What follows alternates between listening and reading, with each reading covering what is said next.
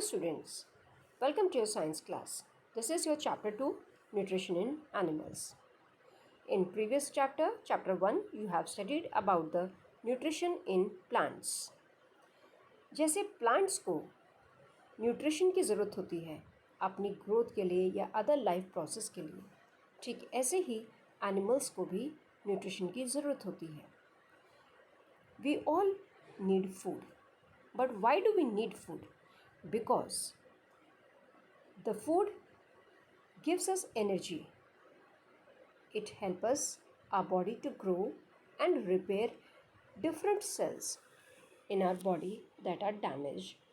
So the requirement of the nutrients, these are fulfilled by the food which we get from the plants or animals. Directly or indirectly, all the animals depend on the plants, as plants can make their own food in the process of photosynthesis with the help of sunlight and chlorophyll, so they are autotrophs. But whereas animals cannot make their food, so they are heterotrophs. This we have studied already in the previous chapter. And all the heterotrophs or all the animals, they require some important nutrients. What are these nutrients? These nutrients are carbohydrates, fats, proteins, vitamins, minerals, roughage, and water that are present in the food. But the process of nutrition is what? It involves the requirement of nutrients.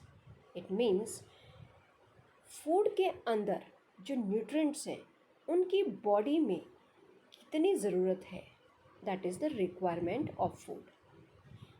And the process और the mode of intake of food, किस तरह से living being उस food को अंदर लेकर जाता है, कैसे वो खा रहा है, and its utilization in the body. इसके बाद जो खाना खाया उसका किस तरह से बॉडी में यूटिलाइजेशन हुआ, कैसे उसका बॉडी में यूज़ हुआ, that is animal nutrition. So animal nutrition means the requirement of nutrients by the body, the mode of intake of food, and its utilization for the growth and maintenance of body. As the animals are of different types, so the mode of intake of food is also different. But whatever the food is taken by the animal, it is not so simple process. ऐसा नहीं है कि जो हमने खाना खाया उससे तुरंत या इंस्टेंट हमें एनर्जी मिल गई या हमारी बॉडी की ग्रोथ हो गई. No, it is a process which involves the break down of complex substances into simpler substances to get the energy. So, as the nutrients are carbohydrates, fats, proteins, so all these are complex substances. So, they need to be broken down first. As you can see here, for example, the carbohydrates. Glucose is an example. It is a simplest form of carbohydrate. Now, we take in starch, and this starch is a complex carbohydrate. It means it is a chain of glucose. So it cannot be taken in as it is in the same form. It needs to be changed into simpler form, as you can say in the form of glucose. Only then it can be absorbed in the body for different purpose.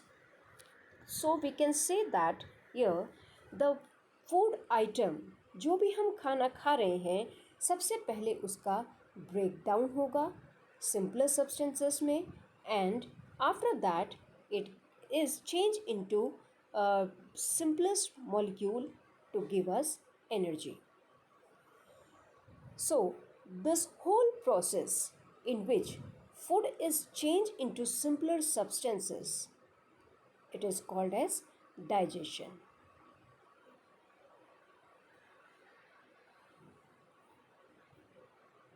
So the process of nutrition in animals, it involves 5 different stages.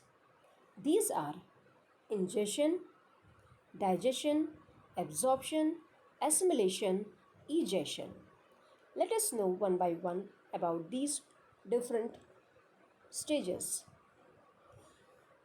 Ingestion. Ingestion means taking large pieces of food into the body. Suppose for example, जो हम खाना खा रहे हैं उसमें चपाती है, तो चपाती क्या करेंगे हम सबसे पहले अपने मुंह में डालेंगे, तो that is the intaking. And in science, this intake of food is termed as ingestion. Next is digestion. This is the second stage.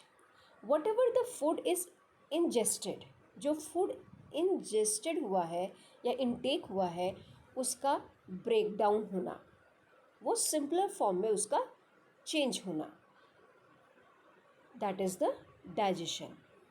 Absorption, जो फूड अंदर डाइजेस्ट हुआ है अब उसका हमारी बॉडी में ब्लड के थ्रू एब्जॉर्प्शन होगा.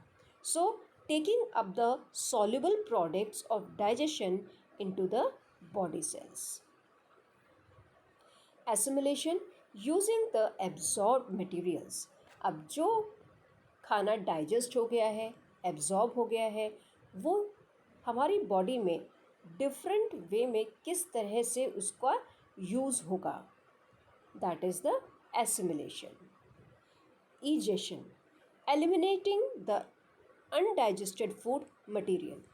जो भी हमने फूड इनटेक किया है, ज़रूरी नहीं है कि पूरा खाना हमारा डाइजेस्ट हो.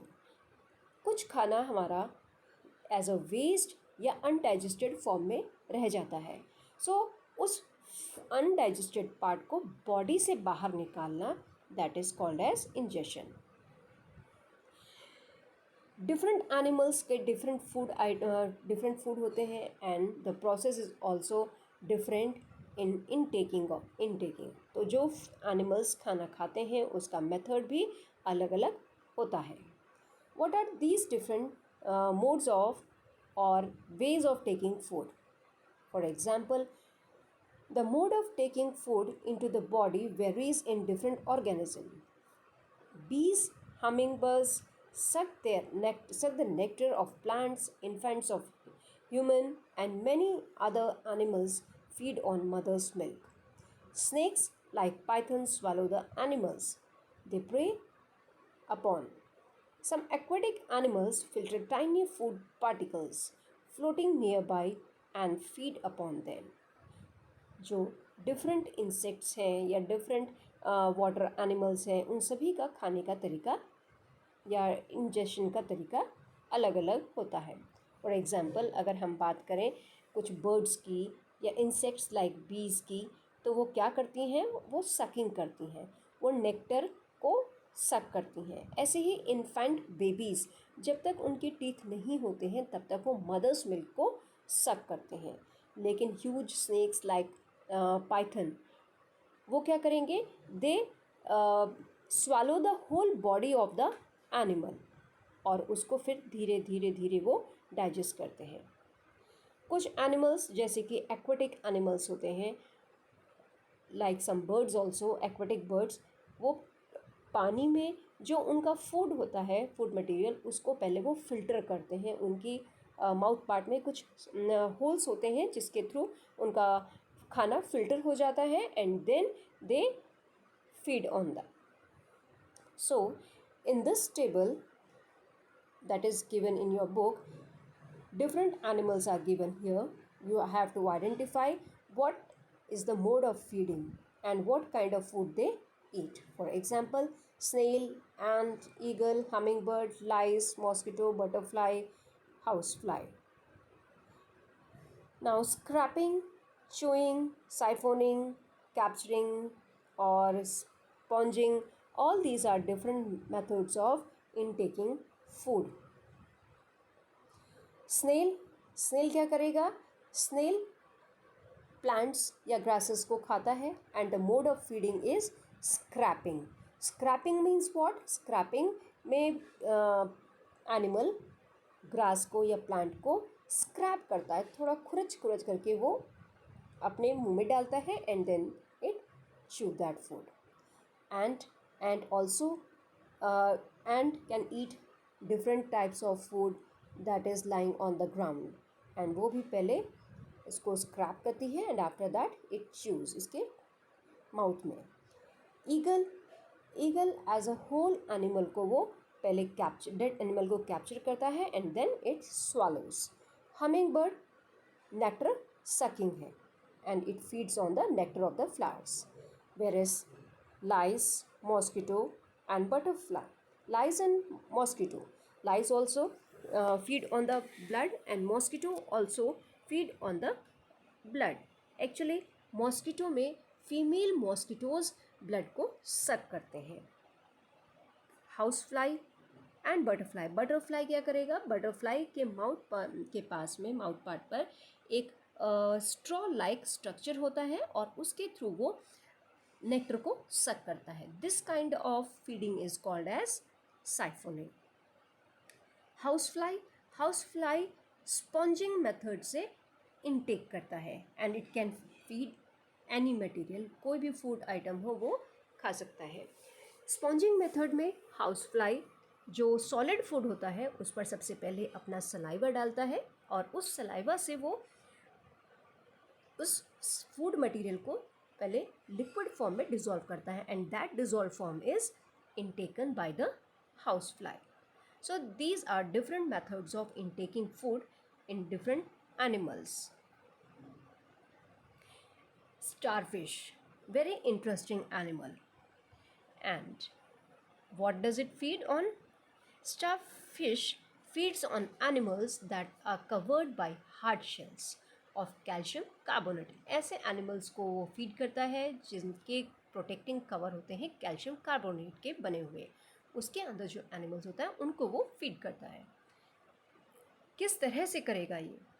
स्टारफिश अपने स्टमक को बाहर निकालता है. Starfish feeds on animals covered by hard shells of calcium carbonate after opening the shell. The starfish pops out its stomach through its mouth to eat the soft material or animal inside the shell. The stomach then goes back into the body and the food is slowly digested. तो इस तरह से starfish feeding करता है. सबसे पहले वो अपने स्टमक को बाहर निकालेगा एंड शेल के अंदर जो एनिमल होगा उसको पकड़ करके धीरे धीरे वो अपने स्टमक के थ्रू अंदर लेकर के जाता है and then slowly it starts digesting there. So that's all children in this part. The rest of the part we will continue in the next video. Thanks for watching.